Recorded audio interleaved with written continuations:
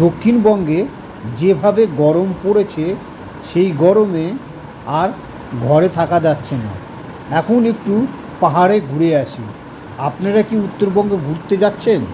তাহলে পরে শুনুন, শিয়ালদা হাওড়া থেকে এনজেপি যাওয়ার একাধিক ট্রেনের টাইম টেবিল জেনে নিন।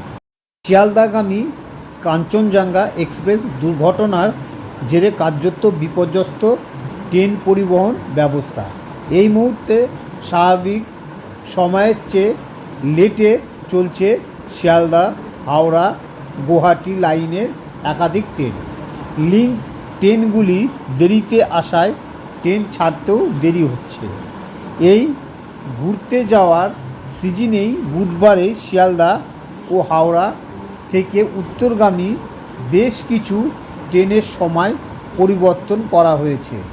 ডাউন লিঙ্ক ট্রেন দেরিতে আসার কারণে যে সমস্ত ট্রেনের সময় পরিবর্তন হয়েছে সেগুলি হলো ১৩-১৪৭ শিয়ালদা বামনহাট উত্তরবঙ্গ এক্সপ্রেস ১৯ জুন সন্ধ্যা ৭টা ৪০-এর বদলে ২০ জুন রাত ২টোয় শিয়ালদা থেকে ছেড়ে যাবে।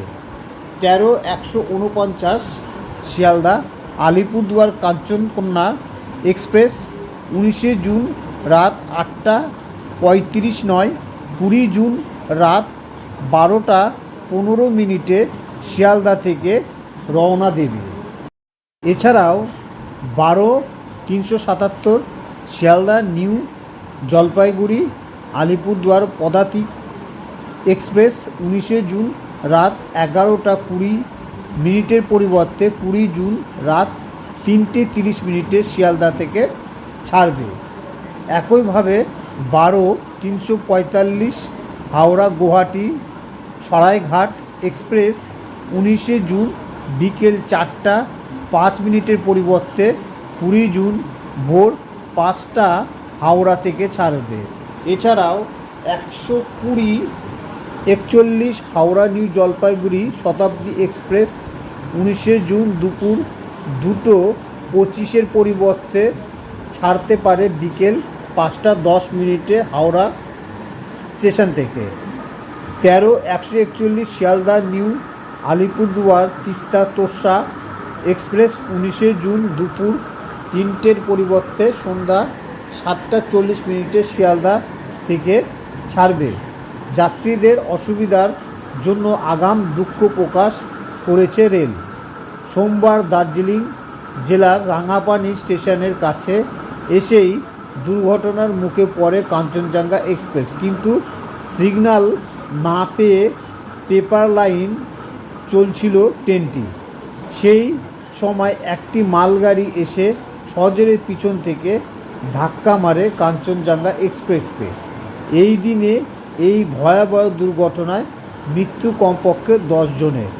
যে ট্রেনগুলির কথা বলা হলো, এই ট্রেনগুলি করে আপনারা উত্তরবঙ্গে আসতে পারবেন।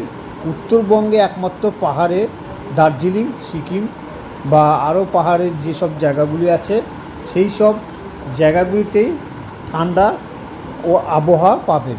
এছাড়া আর কোথাও এই আবহাওয়া পাবেন না।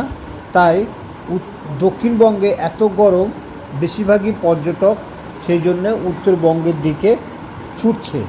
কেউ আবার বন্দে ভারতে উত্তর ভারতে আসছে দার্জিলিং বা অন্য অন্য স্থান ঘোরার জন্য, যেখানে প্রায় ঠান্ডা পেলে মনটা শান্তি হবে, সেই সব জায়গায় ঘোরার জন্য বেরিয়েছে।